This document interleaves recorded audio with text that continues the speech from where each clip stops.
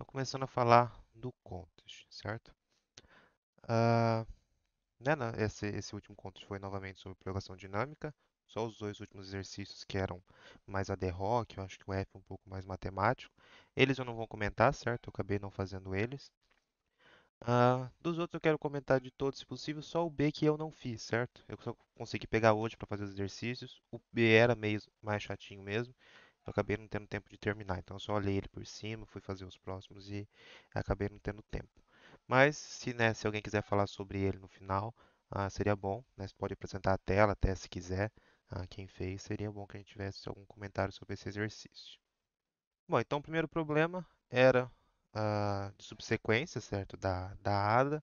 E ele é muito parecido com o problema da subsequência comum, a maior subsequência máxima, certo? O LCS. A diferença aqui é que cada letra, né, cada item da sequência, ela possui um valor associado, né? Aqui, né, é associado a cada letra, né, um valor positivo. E a gente quer a subsequência comum, as duas sequências dadas, que tenham um maior valor. Né? Então, não necessariamente a gente quer o maior número de letras, né, o maior número de itens nessa sequência, mas que a soma dos valores dessas letras seja o maior possível. E aí a gente tem, né, os valores para cada letra e a gente tem as nossas duas sequências e a gente quer saber o custo da subsequência comum mais cara. E a implementação vai ser muito parecida com o problema do LCS.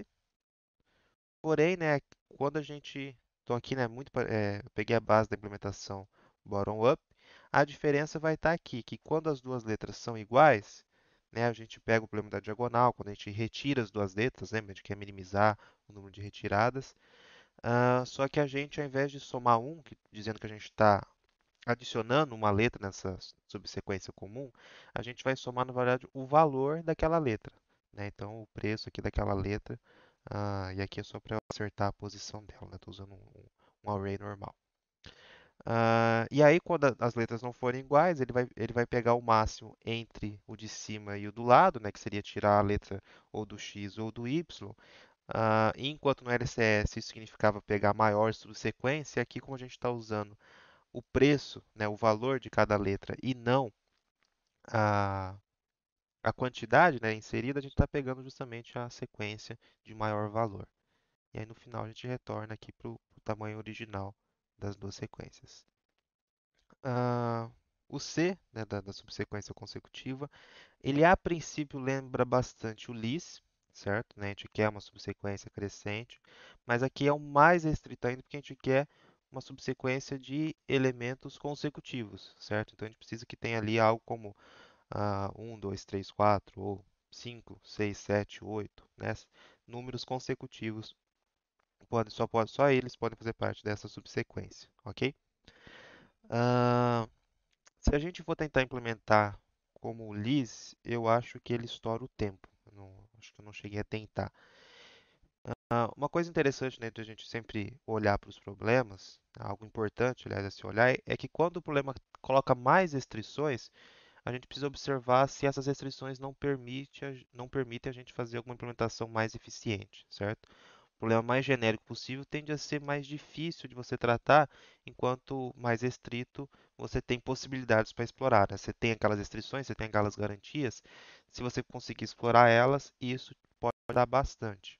Então, antes de eu comentar, né, da solução que eu dei para esse problema, alguém quer comentar como solucionou? Liz estourou o tempo mesmo. Não, não deu certo. Então, a gente já sabe que o lis puro, né, embora a ideia seja muito parecida, faça sentido, ele estoura o tempo. Né? Lembra que o lis é n quadrado, a gente comentou isso na aula anterior. Para alguns casos funciona bem, mas para outros nem tanto. Bom, então a ideia é o seguinte, deixa eu abrir aqui um desenho que eu estava fazendo enquanto. Está meio feio, mas dá para a gente usar. A ideia vai ser o seguinte, imagine que a gente está num elemento qualquer aqui, sei lá, o 7. Imagine que eu estou percorrendo meu vetor e eu estou nessa posição. No lis, a gente tentava ver em que sequências ele podia se encaixar, né? Qual que seria a melhor. Ah, e a única condição é que o número precisava ser menor do que o 7 aqui no caso, né? O número da posição atual. Só que agora que o problema está mais restrito, a gente sabe exatamente qual que é o número que pode vir antes dele. É só o 6, certo? né? É, se tiver, por exemplo, aqui ele não tem como se inserir em subsequência nenhuma, porque o 3 está precisando do 4, né? Aqui também, e o 4 está esperando o 5. A gente não pode inserir o 7 em nenhuma dessas subsequências, certo? Então, o que a gente vai fazer é que a nossa DP, né, o nosso vetor aqui, que a gente vai usar para memorização, o índice não vai representar mais a posição, e sim o próprio número. A gente quer descobrir qual que é a maior subsequência que a gente encontrou até agora que termina naquele número. E como que a gente pode pensar na relação de recorrência disso? Bom, se a gente pensar, né, dp por um n qualquer, um número qualquer, percorrendo o vetor. Então já encontrei algumas subsequências. A maior subsequência que termina em n é o tamanho da maior subsequência que termina em n menos 1, ou seja, no número logo no número anterior, que é o que a gente está precisando. O 7 só pode entrar depois do 6, mais o que é inserir naquele número, certo? E o caso base é quando a gente não tem sequência, né? Então é zero, ou 1, né? O próprio número só. Então, se a gente não tem uma sequência anterior, é o próprio número. Então, por exemplo, né, aqui a gente começa percorrendo esse vetor, né? Esses são os números de um dos casos de entrada. Vou colocar aqui como sendo menos 1. Então, quando a gente está aqui nesse caso, a gente fala, olha, o 3, a gente tem que pegar a sequência que termina no 2 mais 1. Não tem nenhuma sequência que termina no 2, vamos considerar então que é zero, mais 1. Caso base, a gente tem uma sequência de tamanho 1. Quando a gente pega o próximo, é o mesmo número, vai ser a mesma coisa. A gente não encontrou uma subsequência que termina em 2, então vai continuar como sendo 1. Pode até atualizar, mas não vai trocar o valor. Agora, quando a gente chega no 4, aí sim ele fala, olha, o dp, né, de 4 é igual ao dp de 3 mais 1. E o dp de 3 a gente já encontrou uma subsequência que termina em 3, que é só o próprio 3, que é tamanho 1. Então, nesse momento, bom, a gente já tinha aqui uma sequência de tamanho 1, que terminava na primeira posição. Agora a gente tem uma sequência de tamanho 2, certo? A gente tem uma subsequência de tamanho 2 que termina na posição 2, certo? Né? Começando aqui 0, 1, 2, 0 indexado. Quando a gente chega no número 7, a gente não encontrou nenhum 6 ainda, né? Então vai ser 0 mais 1. Não tem nenhuma sequência que termine em 6, então vai ser 1, certo? Não é maior do que a gente já encontrou. Vou para o próximo. Quando a gente chega no 5, aí sim a dp de 4 é 2, então tem uma sequência de tamanho 3, que é 3, 4, 2. Então atualizo aqui, e essa é a maior sequência que eu tenho até o momento, né, que termina na posição 4. O 6, ele pega, né, a sequência de tamanho 5 mais 1, então uma sequência de tamanho 4. Né, o dp de 5 é 3, então aqui vai dar 4. Essa sequência é maior do que a que eu já encontrei, terminando aí na posição 5.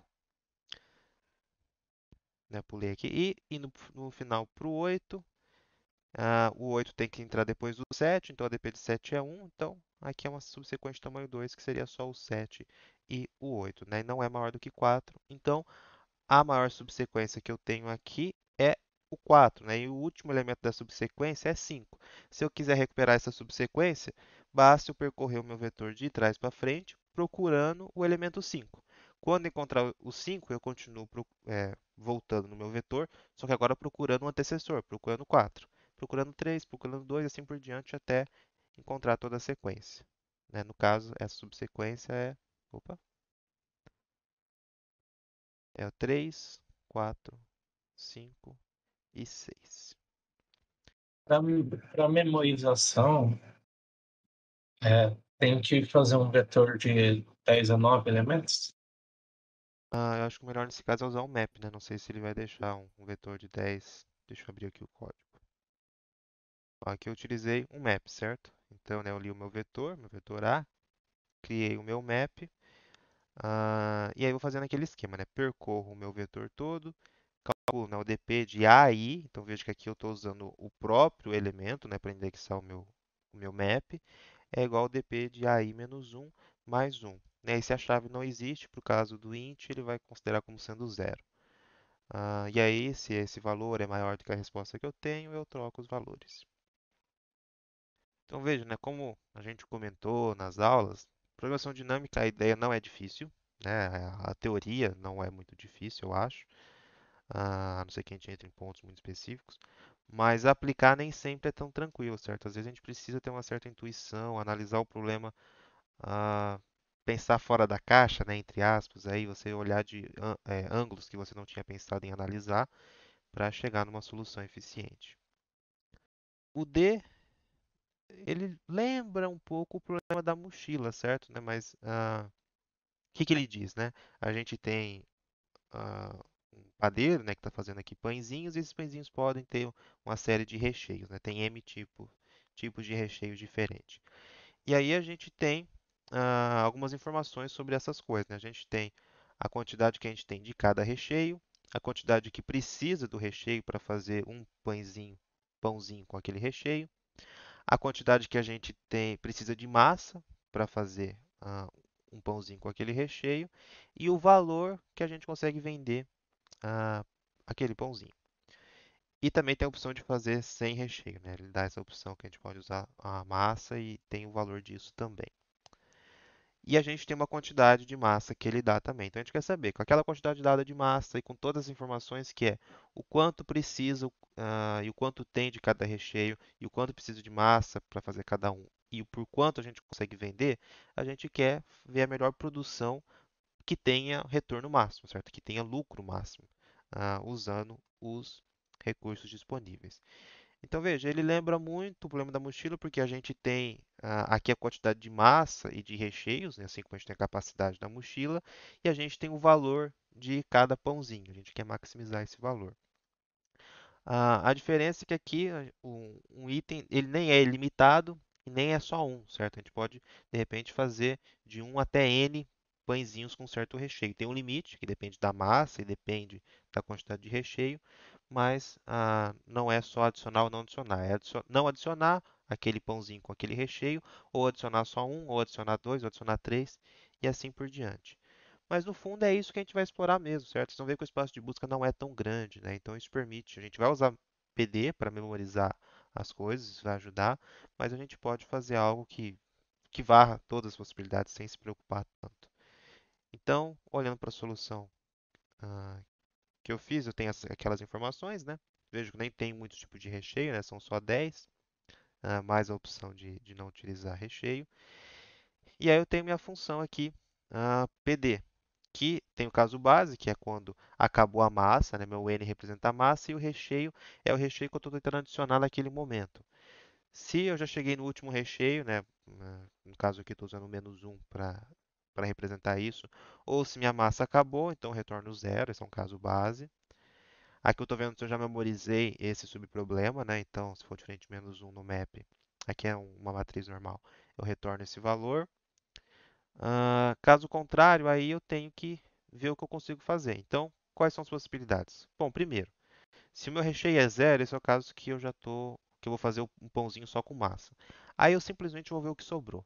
Né? O que sobrou de massa, o que eu não usei nos recheios anteriores, eu vou aproveitar ao máximo agora. Então eu divido, né, n pela quantidade de massa que precisa para fazer um pãozinho e pelo valor que ele vai ser vendido. Então é isso que eu consigo nesse caso. Caso contrário, caso eu ponha um recheio, aí eu tento fazer quantos for possível. Né? Tento sem adicionar nenhum, tento adicionando um, adicionando dois e vejo o que me retorna o melhor caso. Então eu começo o i com zero, fazendo nenhum pãozinho, e aí, enquanto for possível, né, o caso que ainda tem recheio suficiente e ainda tem massa suficiente, eu tento fazer, né, e vejo o que é melhor, né? Tem a variável max aqui que eu vou vendo se o melhor é algo que eu já fiz, de repente não fazer pãozinho, fazer um, fazer dois, ou se o melhor é fazer aí pãezinhos. E aí eu incremento. No final, é isso que eu salvo no meu memo e retorno esse valor. Tudo bem? Algum problema nesse? Alguém não tinha percebido isso? Eu não tinha conseguido resolver também, mas eu fiquei um pouco confuso. Nesse caso aí, que eu tô sempre tentando colocar o maior i que eu conseguir, eu não posso chegar no problema de eu colocar mais i do que o que seria o máximo. Eu coloco muito recheio de um, só que na verdade teria sido melhor eu colocar menos recheio de um e mais do outro, por causa do n. Sim, eu acho que eu devo ter me expressado mal só. Eu tento mesmo todas as possibilidades, eu não tento só pôr o máximo possível. O máximo possível eu faço só no caso que eu estou no zero, né? Eu já tentei todas as outras possibilidades, já tentei colocar o recheio 10, o 9, o 8, assim por diante. E aí o que sobrou de massa eu faço o que dá ah, só com massa, né? São os pãezinhos só com massa. Agora, quando eu estou testando um recheio, aí de fato eu testo sem adicionar, só adicionando um, só adicionando dois, só adicionando três, justamente por isso, né? Porque eu posso fazer N pãezinhos com certo recheio, mas aí de repente não sobra massa para os outros. Então ele realmente está testando tudo isso aqui. O laço aqui é só para ver, né? Quando não tem como mesmo, quando não tem como fazer mais. Por fim, o E, ele também lembra o problema da mochila, nesse caso, o problema da mochila ilimitada, certo? Ele só é um problema que ele não está muito bem descrito. Isso acontece, tá? Foi um dos motivos até que eu quis colocar esse exercício, para vocês verem que tem problemas que não estão bem escritos ou que tem caso de teste fraco, né? Esse é o caso dos dois. Mas basicamente o que ele fala é que a pessoa quer comprar exatamente K quilogramas de maçãs para os seus N amigos, só que quando chega no mercado, as maçãs elas não estão individuais, né? A gente tem vários sacos ilimitados, né? Tem uma quantidade limitada de cada um, que tem X maçãs e é vendido por um preço Y, certo? E aí, a partir desses pacotes de maçã disponíveis, você quer saber se você consegue comprar as K maçãs, né? Então, o K seria a sua capacidade da mochila e você quer encher ela, no caso, né? Não pode sobrar espaço, não pode nem faltar. Você não pode ter mais maçã nem menos maçã do que K, nesse caso. Agora, uma condição que ele coloca aqui também é que você não pode comprar mais do que N pacotes, né? Então, você tem N amigos e você não pode comprar mais do que N pacotes. Essa é uma restrição, parece um pouco chatinha, mas a verdade é que você não precisa considerar ela. Se você desconsiderar isso na solução do seu problema, ele ainda vai funcionar. Então, ele é um caso que não está muito bem descrito e que tem caso de teste fraco. Mesmo que você não obedeça todas as restrições do exercício, talvez isso nunca tenha sido testado, né? Não tem nenhum caso de teste que verifique aquilo, que se encaixe nesse caso. Então, vai passar. Foi o que eu fiz. Ah, então, basicamente é isso. Deixa eu ver se tem alguma coisa interessante no código para comentar. Bom, aqui, né, ele vai ler, só pegando aqui o caso primeiro, né, ele lê o K, o N e o K, aliás, e aí para cada K possível, né, de 1 até K, que seria os pacotes disponíveis, eu leio o valor daquele pacote, ou se ele não tem aquele pacote, que é o caso que é menos 1, certo? Eu poderia ter isso num vetor enorme mesmo, né, porque o K é 100, ele é pequeno, mas eu prefiro ter um vetor mais compacto que só armazena os que estão disponíveis, né? Então eu tenho o vetor quantidade e o vetor de preço, que são as quantidades disponíveis, né, nos pacotes, e o preço de cada um desses pacotes. Não precisar, podia ser um vetor só com as 100 posições. E aí, problema da mochila limitada, sem muito mistério. Então, para cada capacidade da mochila, né, de 1 até K, eu vejo qual item compensa adicionar naquele momento. Então, eu tento adicionar todos os itens possíveis, né? No caso aqui de 0 até, que são os meus pacotes. Se aquele pacote tem mais maçãs do que a capacidade, então eu tomo um break, não compensa continuar explorando. Caso contrário, eu vejo se é possível trocar o valor J menos quantidade I, ah, que eu começo com zero, né? Só o zero é zero, então caso que eu não tenho mais maçãs, né, não preciso de mais. E aí se o J menos quantidade I for diferente de int max, aqui é porque eu estou preocupado com essa questão de ser possível encher a mochila ou não, aí eu vejo o que compensa, né? Que é o menor custo. Então o dp de J para algum outro pacote que eu já tenha escolhido, comprado nesse passo, ou usando o pacote I de preço I também. E aí no final eu mostro a resposta.